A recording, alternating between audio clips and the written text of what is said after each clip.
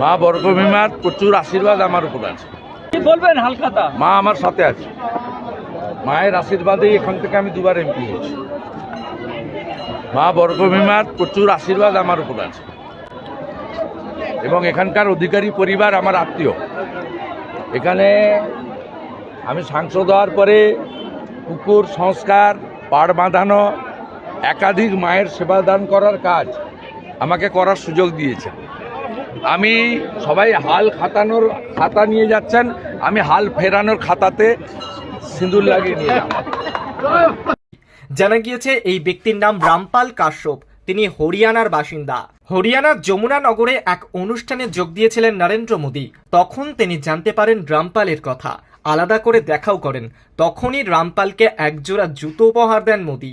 শুধু তাই নয়, জুতো পরিয়েও দিতে দেখা গেল মোদীকে। ভবিষ্যতে তিনি যাতে আর এই ধরনের প্রতিজ্ঞা না করেন সেই ধমকও দিয়েছেন মোদী। ভক্তকে জুতো উপহার মোদীর, পা ধরে জুতো পরিয়ে দিলেন মোদী। ভক্তকে পাদুকা উপহারে তাজ্জব গোটা দেশ। আসলে যে ব্যক্তিকে মোদী উপহার দিলেন জুতো, সেই ব্যক্তি 14 বছর কোন রকম জুতো পরেননি। শুধুমাত্র মোদীর প্রার্থনায় চেয়েছিলেন মোদীর হাত থেকে জুতো পরতে। সে কারণেই ভক্তের মনোবাঞ্ছা পূর্ণ করলেন নরেন্দ্র মোদী। যতদিন না নরেন্দ্র মোদী প্রধানমন্ত্রীর আসনে বসবেন, ততদিন পা দিয়ে কোনো রকম জুতো গলাবেন না। 14 বছর আগে এমনই প্রতিজ্ঞা করেছিলেন, অক্ষরে অক্ষরে পালন করেছেন সেই প্রতিজ্ঞা। এখনো পর্যন্ত খালি পায়েই ঘুরছেন। কিন্তু আজ সেই ব্যক্তি সুযোগ পেয়েছেন প্রধানমন্ত্রী নরেন্দ্র মোদীর সঙ্গে দেখা করার। ভক্তের এমন ভালোবাসায় আপ্লুত নরেন্দ্র মোদী ওই ব্যক্তিকে নিজের হাতে জুতো পরিয়ে দিলেন তিনি। সোশ্যাল মিডিয়ায় ভাইরাল হয়েছে সেই ছবি। জানা গিয়েছে এই ব্যক্তির নাম রামপাল কাশ্যপ। তিনি হরিয়ানার বাসিন্দা। হরিয়ানার যমুনা নগরে এক অনুষ্ঠানে যোগ দিয়েছিলেন নরেন্দ্র মোদী। তখন তিনি জানতে পারেন রামপালের কথা, আলাদা করে দেখাও করেন। তখনই রামপালকে একজোড়া জুতো উপহার দেন মোদী। শুধু তাই নয়, জুতো পরিয়েও দিতে দেখা গেল মোদীকে। ভবিষ্যতে তিনি যাতে আর এই ধরনের প্রতিজ্ঞা না করেন সেই ধমকও দিয়েছেন মোদী। এ নিয়ে এক্স হ্যান্ডেলে রামপালের সঙ্গে ছবি দিয়ে প্রধানমন্ত্রী লিখেছেন, আজ তোমাকে জুতো পরিয়ে দিলাম, কিন্তু ভবিষ্যতে আর কখনো এই রকম প্রতিজ্ঞা করবে না।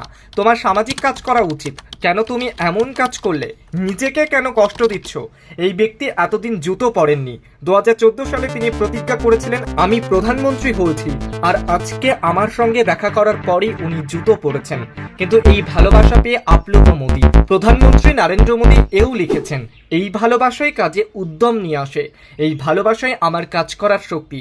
প্রসঙ্গত 2001 থেকে 2014 সাল পর্যন্ত গুজরাটের মুখ্যমন্ত্রী ছিলেন মোদী। এরপর 2014-তে প্রথমবার প্রধানমন্ত্রীর কুর্সি দখল করেন।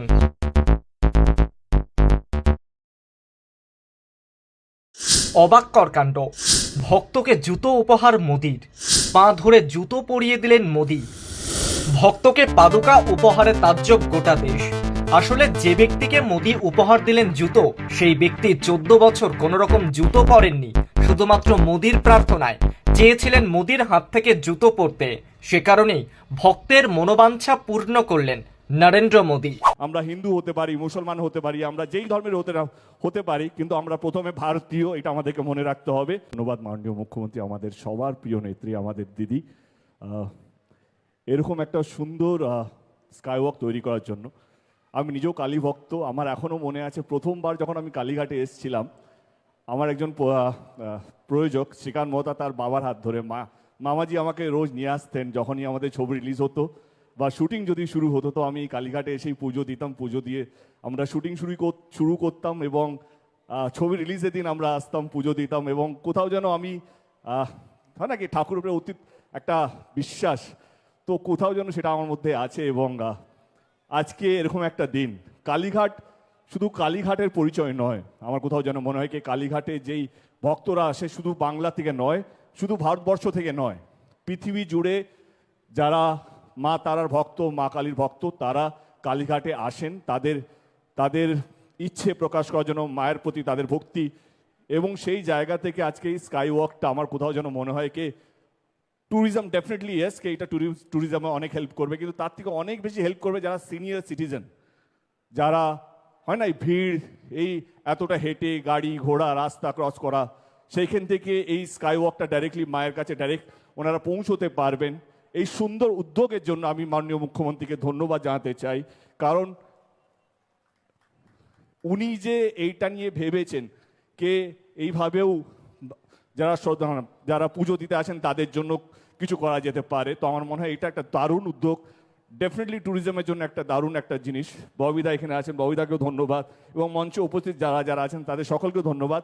আমি মন থেকে দিদিকে ধন্যবাদ জানাচ্ছি, কারণ এরকম একটা সুন্দর উদ্যোগ নেওয়ার জন্য। এবং যারা মা তারার ভক্ত, মা কালীর ভক্ত, আমার মনে হয় কে আসুন আমাদের রাজ্যের, আমার কোথাও যেন মনে হয় একটা সুন্দর উদ্যোগ, এসে দেখে যান। এবং মা তারা যেন সবাইকে ভালো রাখে, সুস্থ রাখে, শান্তিতে রাখে। আমরা যেই ধর্মেরই হোক না কেন, আমরা হিন্দু হতে পারি, মুসলমান হতে পারি, আমরা যেই ধর্মের হতে পারি, কিন্তু আমরা প্রথমে ভারতীয়, এটা আমাদেরকে মনে রাখতে হবে। মা তারা সবাইকে ভালো রাখুক, সুস্থ রাখুক, এবং আমরা সবাই যেন উন্নতির দিকে এগিয়ে থাকি, এগিয়ে যাই, একসাথে এগিয়ে যাই। বদলে দেওয়া হয়। কারা এটা করে? ধর্ম মানে শ্রদ্ধা, ধর্ম মানে ভালোবাসা, ধর্ম মানে মানবিকতা, ধর্ম মানে শান্তি, ধর্ম মানে স্বস্তি, ধর্ম মানে সংস্কৃতি, ধর্ম মানে সম্প্রীতি, ধর্ম মানে একতা। মানুষকে ভালোবাসার থেকে বড় ধর্ম আর কিছুই হতে পারে না। আমরা যখন জন্মাই একা জন্মাই, আবার যখন চলে যাই একা চলে যাই। তাই কিসের লড়াই, কিসের দাঙ্গা, কিসের যুদ্ধ, কিসের অশান্তি? আমি আবার বলি, ধর্ম যার যার আপনার, উৎসব কিন্তু সবার। আমরা সবাই সব উৎসবে মিলিত হই। কেন হই? তার কারণ কবিগুরু রবীন্দ্রনাথ ঠাকুরের গান, সবারই করি আহ্বান, এসো উৎসুক চিত্ত, এসো আনন্দিত প্রাণ। লাস্টের দিকে বলেছেন, সুন্দরেরই পাদপীঠ তলে, যেখানে কল্যাণ দীপ জ্বালে, সেটা হোক স্থান, সবারই করি আহ্বান। আমরা সব জায়গাতেই যাই। আমি অন্য কোনো একটা প্রোগ্রামে গেলেই আমার বিরুদ্ধে লেখা হয়, আমার টাইটেলও বদলে দেওয়া হয়। কারা এটা করে? ধর্ম নিয়ে অধার্মিক খেলা খেলতে নেই। ধর্ম মানে শ্রদ্ধা, ধর্ম মানে ভালোবাসা, ধর্ম মানে মানবিকতা, ধর্ম মানে শান্তি, ধর্ম মানে স্বস্তি, ধর্ম মানে সংস্কৃতি, ধর্ম মানে সম্প্রীতি, ধর্ম মানে একতা। মানুষকে ভালোবাসার থেকে বড় ধর্ম আর কিছুই হতে পারে না। আমরা যখন জন্মাই একা জন্মাই, আবার যখন চলে যাই একা চলে যাই। তাই কিসের লড়াই, কিসের দাঙ্গা, কিসের যুদ্ধ, কিসের অশান্তি? মনে রাখবেন, মানুষকে ভালোবাসলে সব কিছু জয় করা যায়।